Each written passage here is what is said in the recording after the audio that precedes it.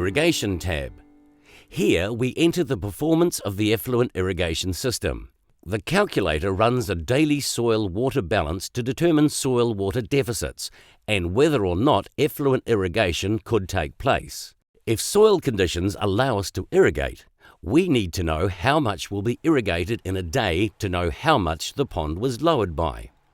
High-risk soils require a soil water deficit greater than irrigation depth before irrigation can take place.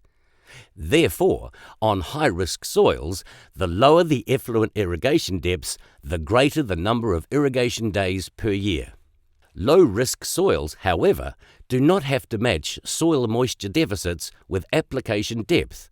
They only need 24 hours post-saturation to allow irrigation to take place. Therefore, providing sensible application depths are applied, application depth will not have any impact on storage requirements.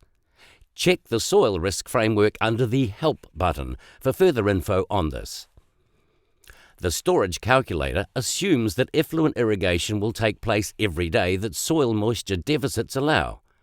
If the farmer is going to struggle with this during busy times of the season, then use of the non-irrigation period will help with this.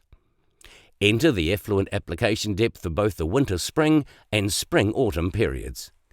Next, enter daily pumping volumes.